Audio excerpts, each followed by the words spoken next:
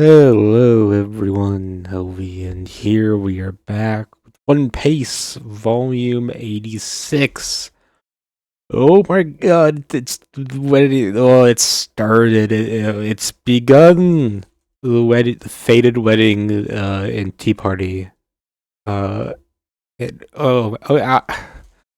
see, usually, historically, I've just gone from the beginning and then just talked through every panel.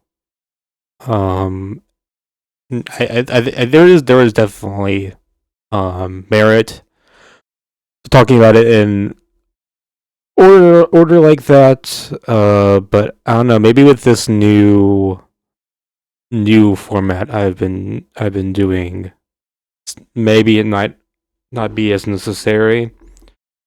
I mean, because on One Piece, the panels are so dense, man. Or more like the pages. Um, because as like I mean, on one hand, I could go through all this elaborate setup we had for the plot to assassinate Big Mom, but it failed. So it's like, do I bother going through all that? I mean, don't get me wrong, it's cool and stuff. Um, but didn't quite work. uh, man. So yeah, we tried to assassinate Big Mom. Didn't quite work out. Although we're the tables have been turning, the sides it keeps going. It's bouncing back, man. Like at first, okay, big surprise, or maybe not as big of a surprise. The big thing that goes wrong at the start of it, from the perspective of Big Mom pirates, is when Pudding didn't shoot Shanji, which was going to be the impetus to start everything. Uh, because when she showed him her true face with the three eyes, he just was awed in beauty. Because he's such a womanizer, I guess. He was doing that a lot in the lead up to that moment too, just like being all lovey dovey to Pudding, even though he knew that she is evil. And she still like hates him, but she definitely like is she? Are we going to keep putting around? Because I feel like she might start liking Sanji because it was like no one had ever. She said something like no one had ever thought that her third eye was beautiful. Before, because you know a small panel where even Big Mom said that even as your mother, I've got to admit you're creepy. Girl, your bangs pudding. Uh, so she always viewed it as a sign of you know a sign of weakness, or something to be ashamed for, to hide. But he's accepting it. So who knows? Maybe she'll stick around in some way or another. I think she might survive this arc. Um, we'll see. Uh, although, yeah, we have to overcome that personality, though. We have to overcome that if we're going to do that route. I do wonder like what is up with the third eye. I think it was like the last volume or so. They talked a bit about it, but I've already forgotten what this. Classic of memory, and I don't even. I mean, I could go back and try to find it, but like I said, these pages are so dense, so it will take forever. Like, I tried to find a certain panel when I was going through this afterwards, and it took me like 10 minutes. I don't know, man. But yeah, after that, Luffy pops out of the wedding cake. So, and he has like doppelgangers that like the what is her name called? Brumel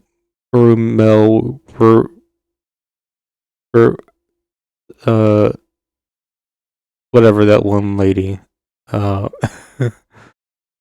they've just kidnapped and have Brule, yes, they've just been using her powers after tying her up. But yeah, now Big Mom's in like a big shock. That there's some more fighting. Her picture's broken. Well, I'm sorry. I thought that was a bit weird. Oda kind of waited a bit to introduce that aspect of Big Mom, which is her the picture of Carmel. I don't think we've seen it before. It was not mentioned before this volume. I don't think.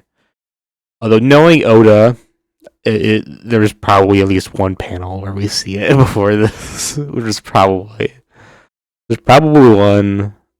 I didn't see any mention of it in the SBS, so I don't know. Maybe they all catch on next volume.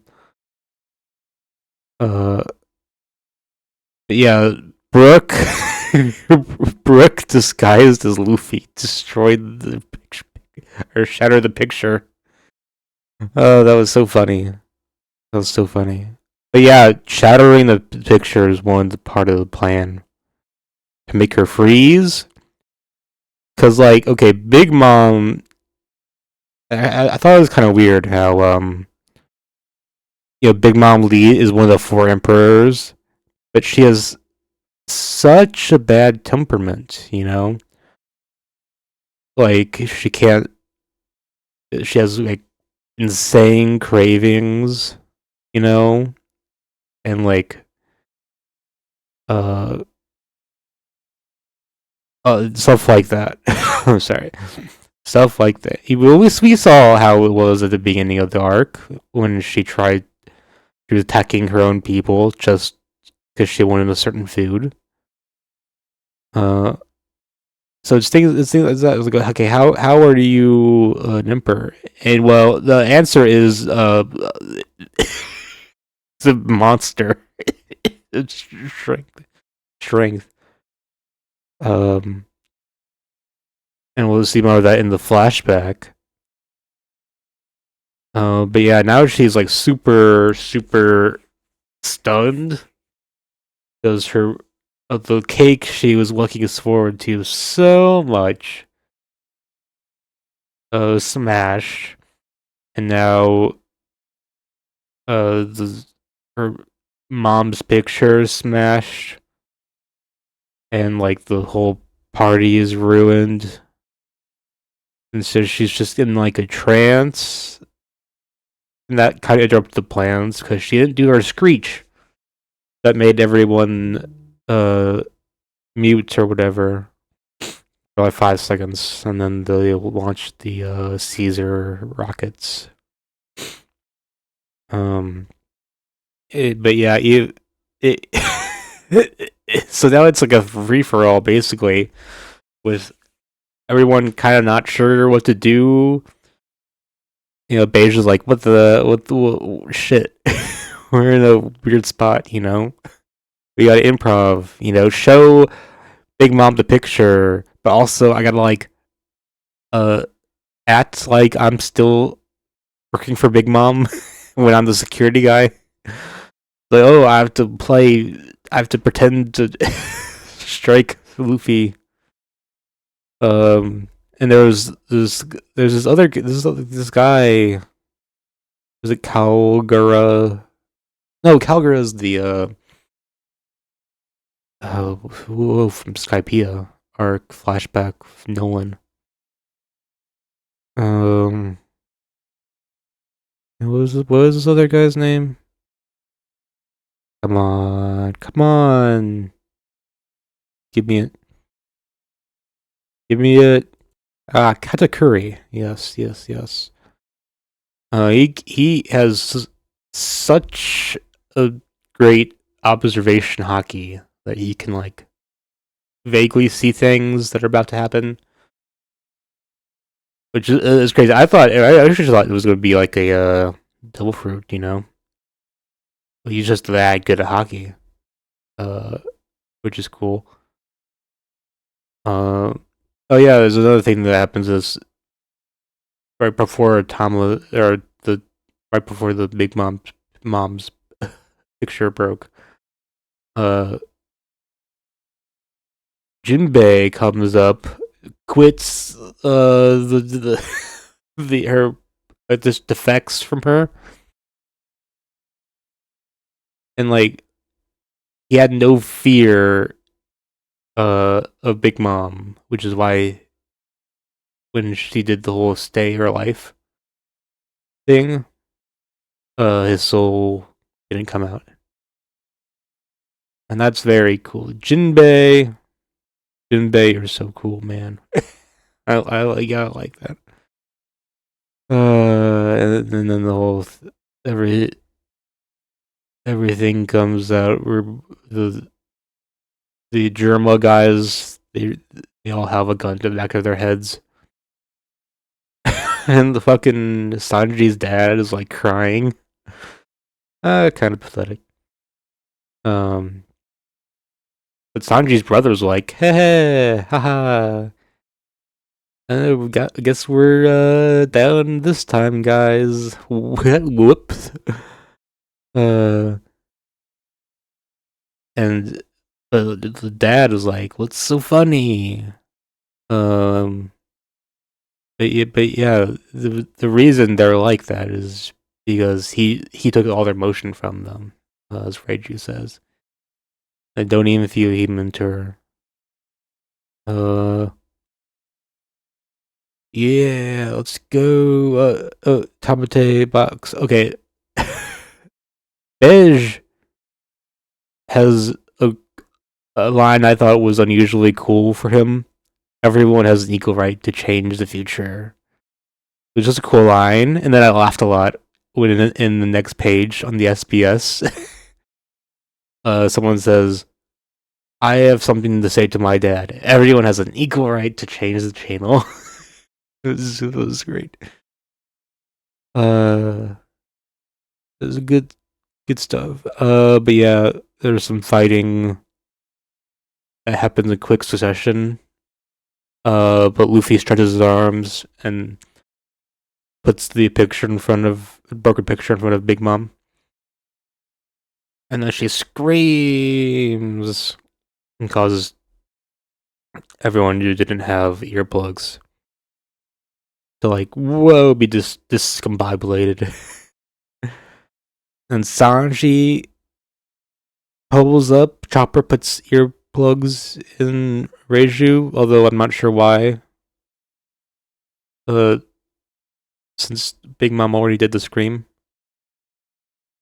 And then we have the a Big Mom flashback, if you can believe it.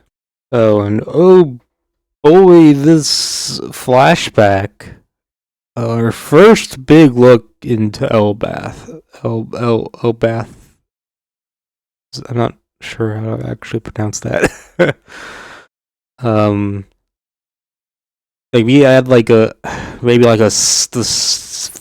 faintest of lore drops, you know, when we back at Little Garden with Dory and Brogy, I believe. But now we actually get to see the place, and it is cool. Um, it's kind of interesting. It's the homeland of the giants. I thought there'd be more giants around. Well, I guess there are. Actually, no, there are. I don't know why I thought it'd be like all giants though. This is like, okay, what are these like kids doing here? We're so far into the Grand Line, you know. This is a place that's supposed to be so dangerous, you know. Though, I, now that I think about it, there's kids everywhere. It doesn't. I don't know what I'm saying, man. Caramel. Well, they're caramel. 80. Wow, she's 80 at this point. Oh, that's crazy.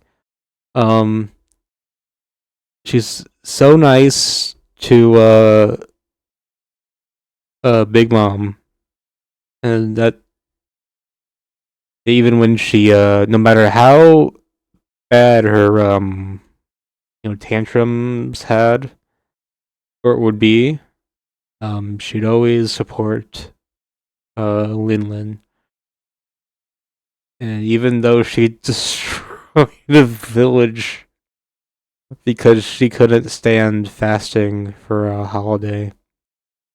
That was a tough holiday though. 12 days with only water?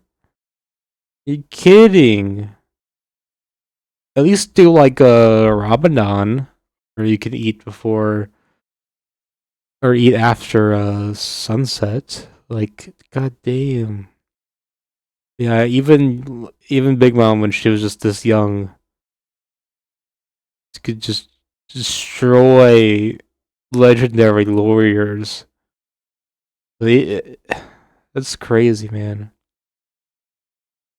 Um, and then the Carmel does some weird sorcery stuff. He'd like command Pandora. This, and then there's like I don't know what she's doing here. Like this page, or like in this going back here too, I don't know which is this like a devil fruit thing, Because after this, or like after Lin Lin came on her own. Because like one day she just had the best day of her life with her 6th birthday, and then Carmel vanished. Because also because she was evil, uh, uh, human trafficker for orphans, orphan human trafficker. God damn. I don't know. I guess she just left. She just because I don't know. Lin Lin could have been. She talked about how um Lin Lin would have been like a good cell, because she's so powerful. I wonder why she didn't try to capture her. But I guess she thought Lin was too powerful. I don't know. Maybe we'll learn more later. We definitely did not learn everything in this volume. Like we know a bit more about we know more about her history with Elbath. Um, but I don't think we have all the pieces together to know like why um she could have become king of the pirates. Uh, it weren't for oh my god, who was the name of that woman that we met on Royal Bark and then is became relevant? Oh my god. That Nami made friends with and they gave the Beaver. Okay, you know who I mean. But I don't think we know how she ties into this. Um, but yeah, after her friends left, or some guy Stripson who has the cook fruit that can make everything into food. Met her, and then that would eventually lead to the Big Mom Pirates.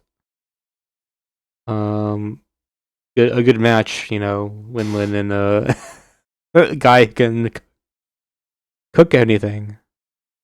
But yeah, the whole oh wait, but after that happened to her, she talked about how she wants a place of dreams that mother would have liked.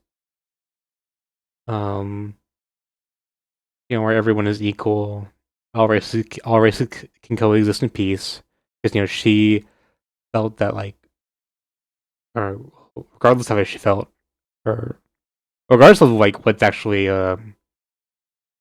just or whatever, did face discrimination. You could say for being a giant.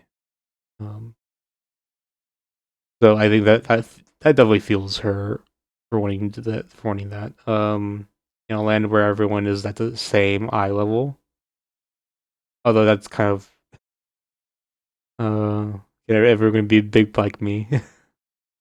But yeah, she definitely has her goals in that respect are good, but it's like she just and then in present she's like evil, or at least I don't know. I guess you would say more like insanely cutthroat, but also probably evil. I think probably right. Probably forgetting something. But like she'll she's brutal, man. Like killing Cypherpole, or not Cypherpole. Oh, Germo. But you could say Germo is evil too. So I mean, but still, I mean, it's definitely underhanded. But yeah, the whole plan, the whole rock came undone when she just kind of like melted the missiles with her scream. Very powerful stuff. And that's just kind of led everything into chaos. Especially since her scream also destroyed the mirror, which is their one way that they had to escape.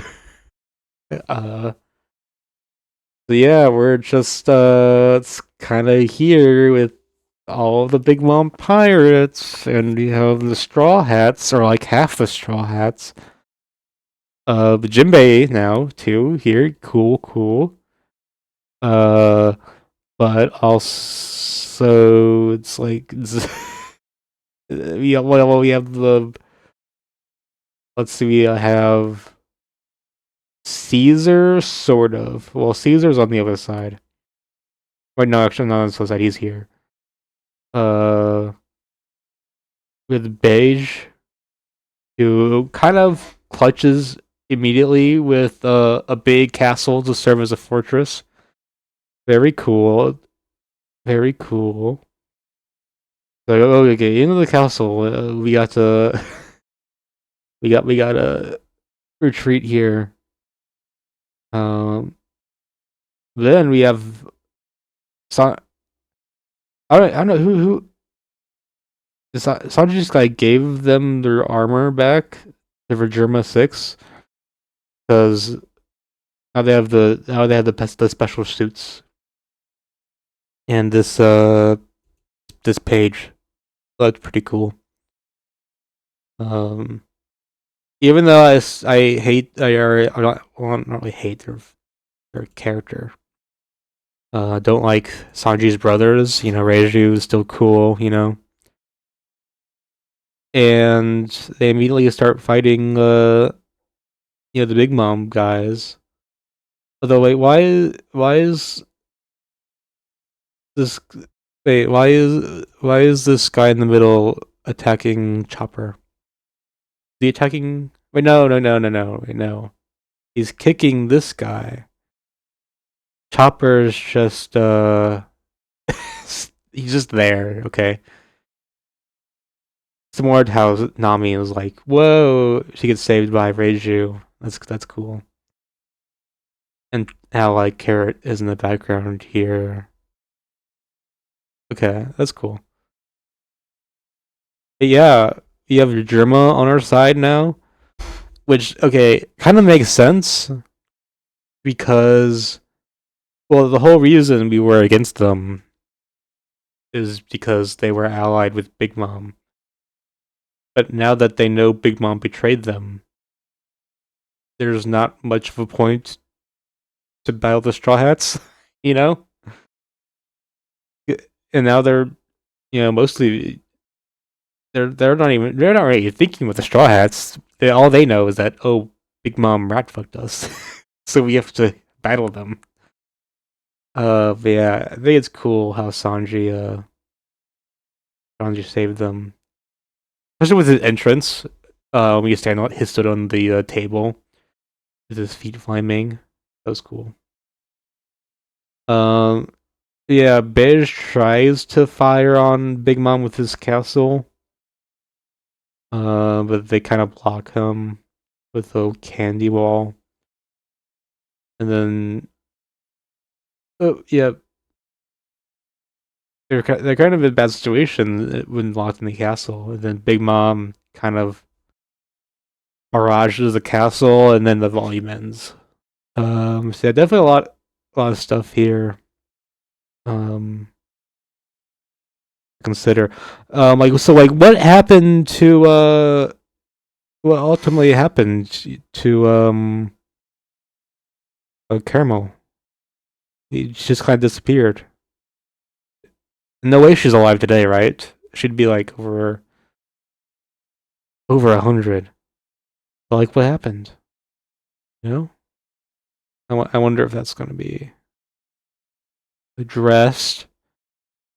But like, how did the also how did she get her devil fruit? Because she just kind of being a Big Mom. I don't know. Do people just call her Big Mom, or do people call her Charlotte now? I don't know what, or Linlin, because that's her name. I don't know. I'll just say Big Mom, I guess. Um, but yeah, because after Carmel left, she displayed to that guy that she had devil fruit. Where she has direct soul powers to give, make the flowers talk or whatever. But how did she get that? You know, how? We didn't really see her eat a fucking fruit. I mean, she eats a lot, I'd assume, but like, how? I feel like that was kind of glossed over. Maybe I missed something. I don't know. There's a lot of dense stuff here.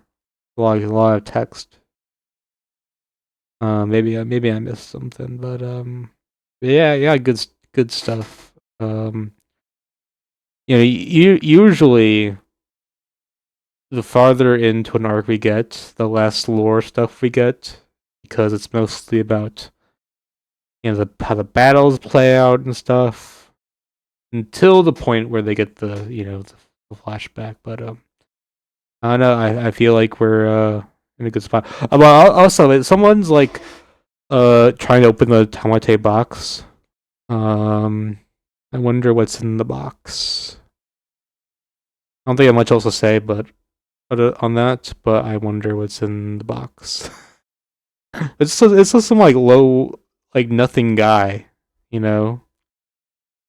Actually, wait, wasn't he in the start? There was like when the wedding was starting, they introduced some guys from the underworld or whatever. Um. Oh yeah, it was Dufeld, God of Fortune, Lone Shirt King. Yeah, there's like Major Undertaker, Drug Piccolo, Queen of Pleasure Districts, Stussy. Giberson, Warehouse Kingpin, Shipping King, Umit. Very evil guys. I can imagine. So no, I guess no surprise that this Dewfield guy would try to open the box. What did they say would happen if she opened the box again? What was that? Oh, memory. Whatever. Didn't they say it? Didn't they? It was like in the Fishman Island arc. They accidentally sent her something or whatever. Was that the thing? I don't know, man. I don't know, man. But yeah, we've gone on 30 half an hour, so I think that's good. That's a good point. So I'll like, comment, subscribe, and I'll see you guys next time. Have a good one. Whoa, stop recording. Bye.